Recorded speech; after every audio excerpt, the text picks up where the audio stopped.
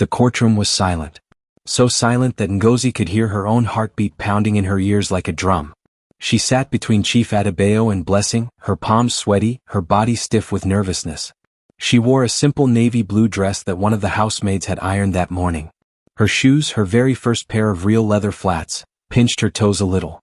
But she didn't complain. Today was not about comfort. Today was about belonging.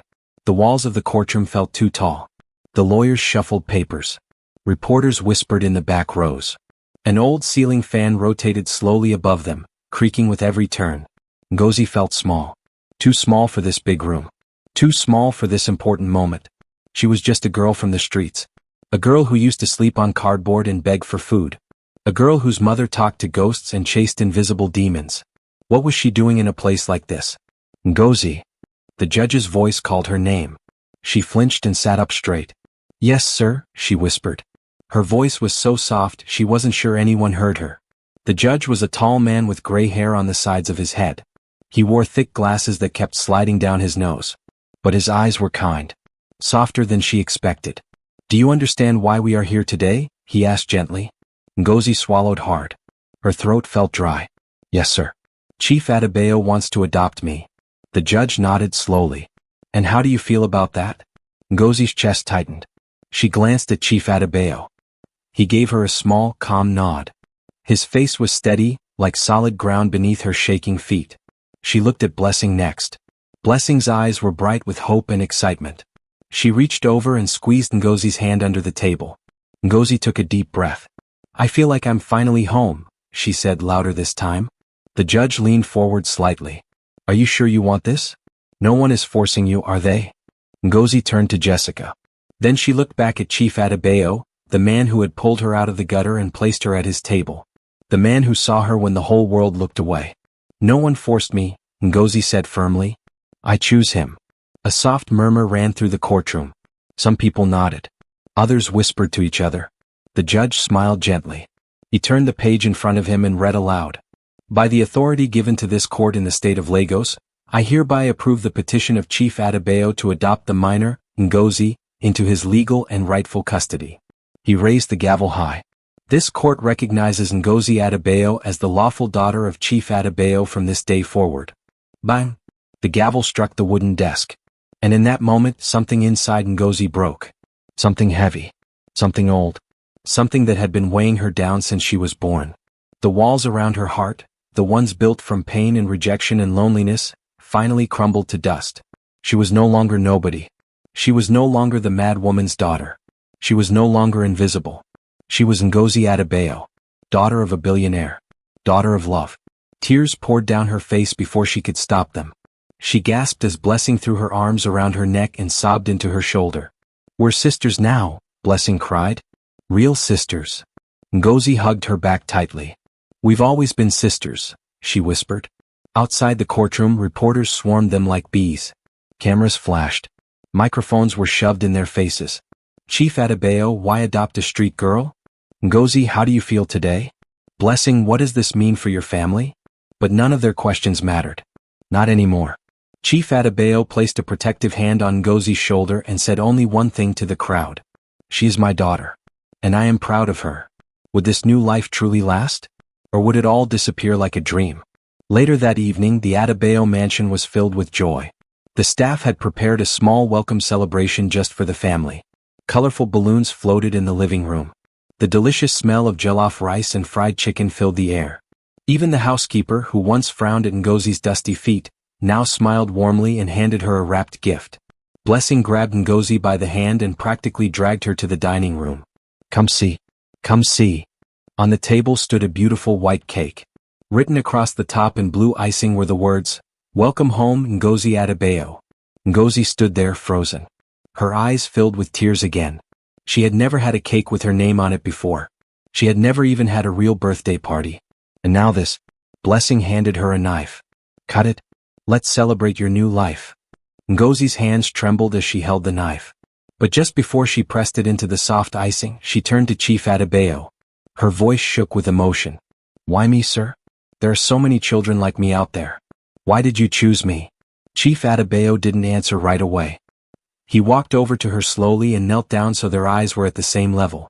Because when I found you, he said softly, you had nothing. But you gave my daughter everything. You gave her joy. You gave her confidence. You gave her hope. He paused and smiled. And without even knowing it, you gave me something too. A second chance to be a real father. Ngozi's lips trembled. A tear rolled down her cheek. I don't know how to be a daughter. I've never had a real family before. Chief Adebayo placed a gentle hand on her shoulder. Then we'll learn together. Ngozi nodded slowly. Then she sliced into the cake. Everyone clapped and cheered. That night, after the celebration ended and the house grew quiet, Ngozi sat on the balcony outside her new bedroom. She stared up at the stars, her heart full but confused. How had a girl from the gutter ended up in a place like this? God, she whispered into the night, I don't deserve this. But thank you. I promise I won't let you down. Somewhere down the hallway, Blessing was already snoring softly in her bed. Somewhere across Lagos, Ngozi's mother, Amaka, slept in a hospital bed, still talking to invisible people in her dreams. And somewhere deep inside Ngozi's soul, she felt something she had never felt before. Peace. Real deep peace. Because finally she was no longer alone. She was no longer forgotten. She was no longer invisible. She was home. But even as she smiled at the stars, a small question lingered in her mind. Would this happiness last? Or would someone try to take it away? 3 months passed quickly. Ngozi's life became a beautiful routine. She woke up in a real bed every morning. She ate breakfast at a real table. She walked to school with Blessing, both wearing matching uniforms. At Queen's Crest Academy, she was no longer the girl hiding behind windows. She was a student. A real student with books, pencils, and a desk with her name on it. Teachers were amazed by her intelligence. She answered every question correctly. She memorized lessons after hearing them just once. Within weeks, she was at the top of her class. But even with all this success, Ngozi never forgot where she came from. Every Sunday, she visited her mother at the psychiatric hospital in Lekki. Dr. Chioma, the doctor in charge, always greeted her with a warm smile. Your mother is improving slowly, she would say. But recovery takes time. Ngozi would sit beside her mother's bed and talk to her. Sometimes Amaka would stare blankly. Other times she would hum old songs or laugh at things only she could see. But Ngozi never gave up hope. One day, Mommy, she whispered, you'll remember me. And we'll be okay. One afternoon at school, the principal made an announcement during assembly. We are proud to inform you that 2 of our students have been selected to represent Queen's Crest Academy at the National Spelling Bee Championship. The entire hall erupted in applause. Please welcome to the stage Miss Blessing Adebayo and Miss Ngozi Adebayo. Ngozi's heart nearly stopped. She looked at Blessing in shock. Blessing grinned and grabbed her hand. We're doing this together.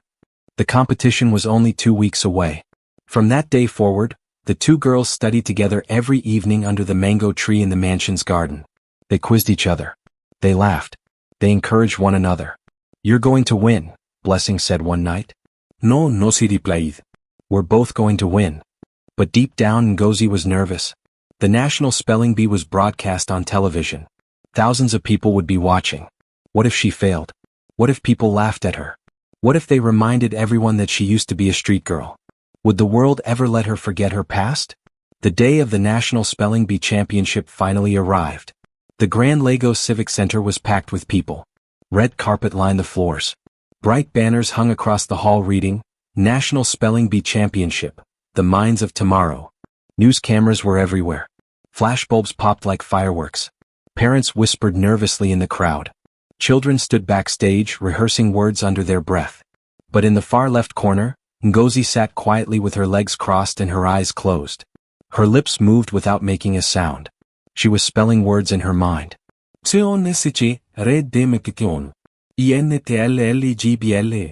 Words were her comfort zone now. Each one was like a key unlocking doors that poverty had once sealed shut. Blessing nudged her gently. Nervous?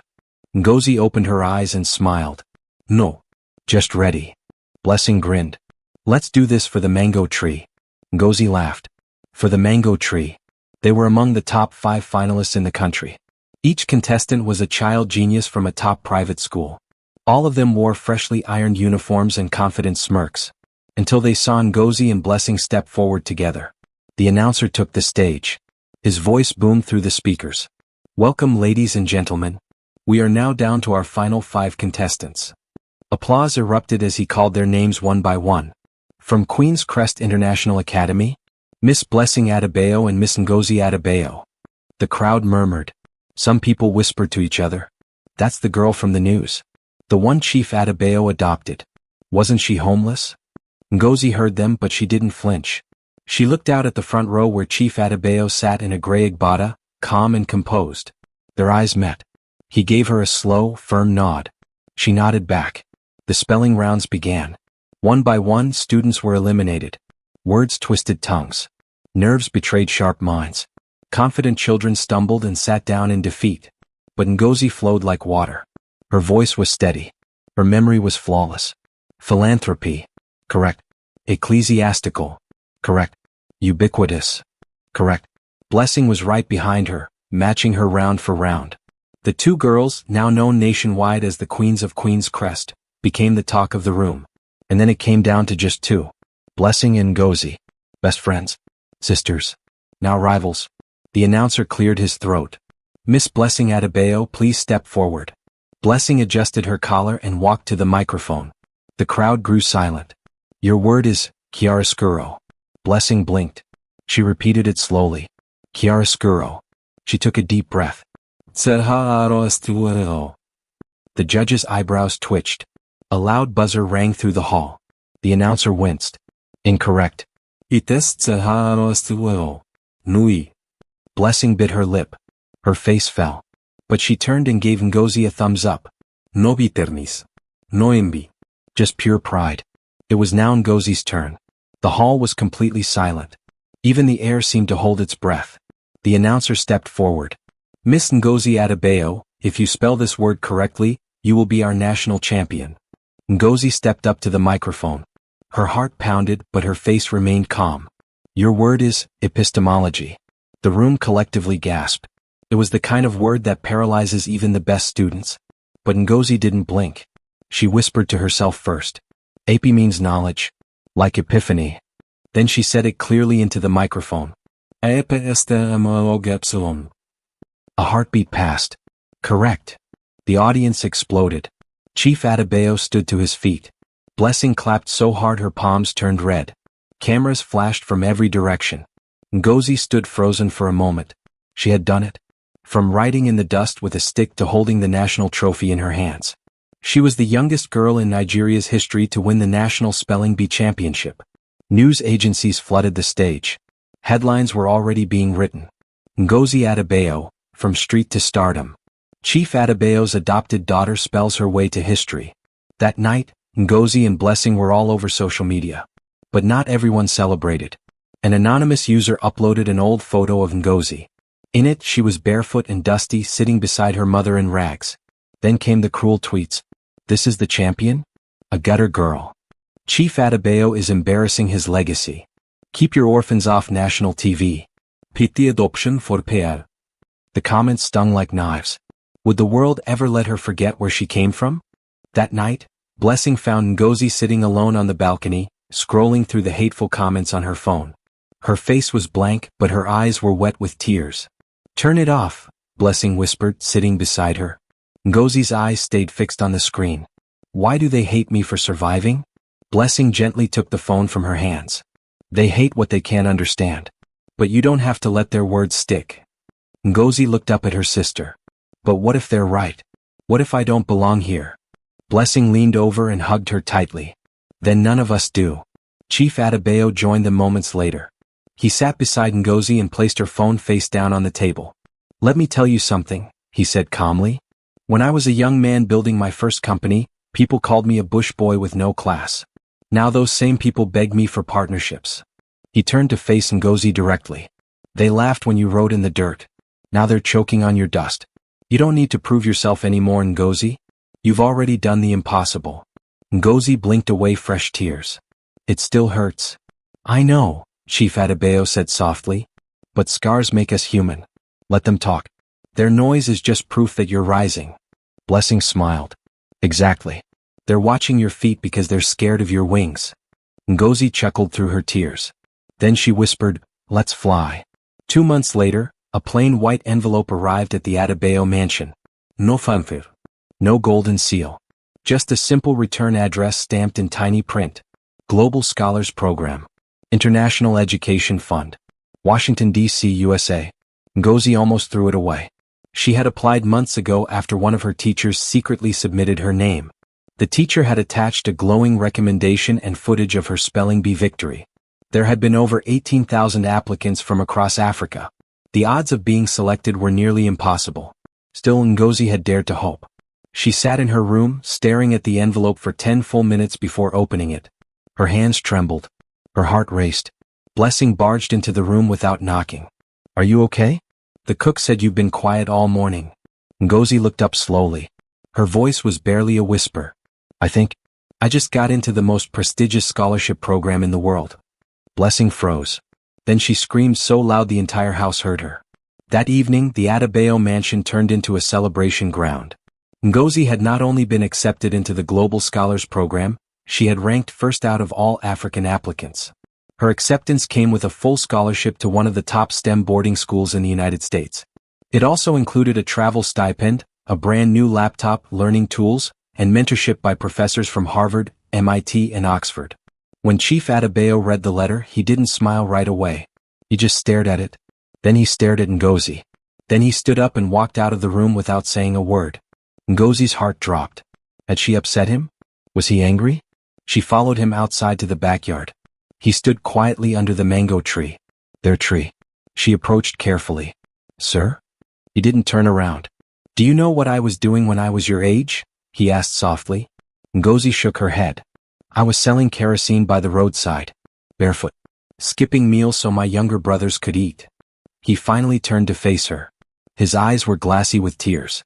"You were sitting in the dust with nothing, teaching my daughter from scraps. Now you're going to represent this country on a global stage." Tears rolled freely down his cheeks now. "I'm not just proud of you, Ngozi. I'm honored to know you." Ngozi blinked hard to hold back her own tears. "I couldn't have done it without you." He walked over and placed both hands on her shoulders. "No. You did it in spite of everything. I was just a witness." News of Ngozi's scholarship broke the next day. Headlines filled every newspaper and website. Homeless girl turned national champion wins U.S. scholarship. From street to STEM, meet Nigeria's rising genius. Ngozi Adebayo makes Africa proud. TV stations called. UNICEF requested an interview. Celebrities posted her photo with captions like, "Black Girl Magic," and "Let's invest in education." But even as the world celebrated her, Ngozi's heart remained divided. Because while she packed her bags and prepared for a new world, a small part of her was afraid. What if she got there and didn't fit in? What if they laughed at her accent? What if she failed? Would she lose everything she had gained? The night before her flight, Ngozi sat under the mango tree in the garden with Blessing. The breeze was soft. The moon was full. The air smelled like jasmine flowers. Blessing braided Ngozi's hair slowly. Both of them sat in silence, just enjoying each other's company. "I'm going to miss you," Blessing finally said, her voice breaking. Ngozi nodded. "Me too." "I wish I could come with you," Blessing whispered. "You'll visit," Ngozi said quickly. "And I'll call every day. I promise." Blessing sighed deeply. "Promise me something." "Anything. No matter how big your world gets, don't forget who you are." Ngozi smiled softly. "I'll never forget. I'm the daughter of a mad woman and the sister of the bravest girl I know." They both laughed through their tears. The next morning, the convoy left for the airport. Ngozi wore a navy blue blazer with gold buttons, the official uniform of the Global Scholars Program. Her passport was tucked safely in her bag, along with photos of Blessing and a worn-out notepad she refused to throw away. As they reached the terminal, Chief Adebayo pulled her aside. "There's something I need to give you." He handed her a small black box. Ngozi opened it slowly. Inside was a delicate gold necklace with a pendant shaped like a mango leaf. She looked up, stunned. "I had it made," Chief Adebayo said gently. "So you'll never forget where you came from." Ngozi's eyes blurred with tears. He fastened the necklace around her neck, then pulled her into the longest, strongest hug she had ever received. "My daughter," he whispered. "Fly. And don't look back unless it's to help someone else up." She nodded against his chest. "I will." As Ngozi boarded the plane, she turned one last time. Blessing stood at the glass window, waving furiously, tears streaming down her cheeks. Chief Adebayo stood beside her, his hand on Blessing's shoulder. Ngozi placed her palm on the airplane window and whispered, "I'll make you proud." The engines roared. The runway stretched ahead. And with one final breath she took off. Not just into the sky but into her destiny. 3 months passed. Ngozi's life became a whirlwind of laboratories, libraries, and leadership seminars. She walked hallways with students from over 40 countries. She discussed climate change with scientists. She presented a paper on neurological learning in children. All while wearing a badge that read, Adebayo, Nigeria. But back home in Lagos, something just as extraordinary was happening. Amaka, the woman the world had called mad, was waking up. Dr. Chioma had warned Chief Adebayo that recovery would be slow, uncertain, and painful. Psychosis that has lasted this long doesn't heal overnight, she had explained. But your consistent support, the medication, and a safe environment are making a difference. At first there were only small signs. Amaka blinked at sunlight without screaming. She whispered lullabies instead of shouting at walls. Then came the day she asked, "Where's my plate?" like a normal person fully present in the moment. The medical team watched her like she was a miracle. By month 4 she could hold conversations. By month 5 she was attending therapy sessions and asking thoughtful questions. And by month 6 the question came. "Where's my daughter?" The nurse froze. "Your daughter?" "Yes," Amaka said softly, tapping her chest. "She used to call me mommy." "Where is she?" The hospital immediately contacted Chief Adebayo. Within hours he booked a flight for Ngozi and called her overseas. "Your mother is coming back," he said gently. "And she's asking for you." Ngozi's heart skipped a beat. Is she okay?" "She's not the same," Chief Adebayo said carefully. "But she's no longer lost." Tears pooled in Ngozi's eyes. "I'm coming home." It was raining the morning Ngozi arrived at the psychiatric hospital in Lekki. She stepped out of the car slowly, clutching a bouquet of sunflowers. They were her mother's favorite, or at least the flower Amaka used to mumble about during her few lucid moments. Blessing joined her, holding an umbrella over both of them. "Ready?" she asked. Ngozi nodded, though her stomach felt like it was tied in knots. They walked through the hospital's psychiatric wing. Nurses greeted them warmly. Everyone knew Ngozi's story. "She looks so much like her mother," one nurse whispered. They arrived at the visitation room. Amaka sat on a bench, staring out the window. She was dressed in a clean Ankara wrapper and sweater. Her hair was combed into neat braids. Her skin glowed from months of proper care. Ngozi took a deep breath, then stepped inside. "Mommy." Amaka turned slowly. She blinked. She paused. Then she tilted her head. "I'm sorry," Amaka said slowly. "Do I know you?" Ngozi's breath caught in her throat. Would her mother ever remember her? Ngozi's heart shattered into 1,000 pieces. She stepped closer, her voice trembling. "It's me, Ngozi. Your daughter." Amaka squinted, studying her face carefully. "My daughter died. They told me she fell into a gutter and the rain took her away." "No, mommy. I'm here. I'm alive." Ngozi's voice cracked. "You used to sing me Yoruba lullabies. You called me princess. We used to beg together at Ashidi. The man with the guitar gave us bread once. Remember?" Amaka's face remained blank. She looked away, pressing her hand to her forehead. I don't remember." Ngozi dropped the bouquet of sunflowers. She sank to her knees and wept. Blessing rushed forward and held her tightly. "It's okay," Blessing whispered. "She's trying. Give her time." But time didn't change what was already breaking inside Ngozi. Over the next few days, Ngozi visited every morning. She brought her mother a new wrapper, some biscuits, an old songbook, and photos. Photos of her at Queen's Crest Academy, at the spelling bee, even under the mango tree. But each time Amaka would smile politely and say, "You're very kind, dear. But I have no daughter." On the 6th day Ngozi snapped. She stood up from her chair, her voice breaking with pain and anger. "Do you know what I went through? I bathed you with gutter water. I carried you across the street while people threw stones at us. I fed you soaked Gary while I starved. I fought boys who laughed at you. And now you don't even remember me." Amaka stared blankly, confused by the outburst. Ngozi turned and ran out of the room. Blessing found her sitting under a mango tree in the hospital garden, hugging her knees. "She's gone," Ngozi whispered. "She's alive, but she's not my mother anymore." Blessing sat beside her. "No. She's just healing. The mind heals like broken bones. Not all at once and sometimes not the way we expect." Ngozi wept into Blessing's arms. On her final day before returning to the United States, Ngozi went to say goodbye. She found Amaka singing softly to a flower in a vase.